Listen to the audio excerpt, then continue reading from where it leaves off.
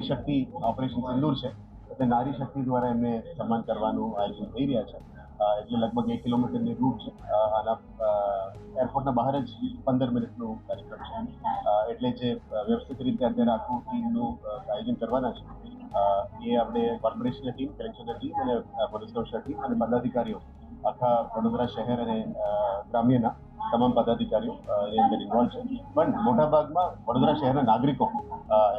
માનનીય વડાપ્રધાનશ્રીને સન્માન આપે એ રીતનું આયોજન અત્યારે કરી રહ્યા છે। જ્યારે વડોદરામાં આ ઓપરેશન સિંદૂર પછી આદરણીય વડાપ્રધાન શ્રી નરેન્દ્રભાઈ મોદીજી પ્રથમવાર ગુજરાતમાં આવતા હોય અને એમનો સર્વપ્રથમ કાર્યક્રમ વડોદરામાં હોય ત્યારે સ્વાભાવિકતાથી સમગ્ર શહેર એમને આવકારવા માટે, એમનું સન્માન કરવા માટે અને તેમનો આભાર અભિવ્યક્ત કરવા થનગની રહ્યા હોય ત્યારે આ આગામી 26મી મે રવિવારના રોજ સવારે 10 વાગે આદરણીય વડાપ્રધાન શ્રી નરેન્દ્રભાઈ મોદીજી તેમની કર્મભૂમિ એવી કલા અને સંસ્કૃતિની સંસ્કારી નગરી વડોદરામાં પધારી રહ્યા છે તેના આયોજનના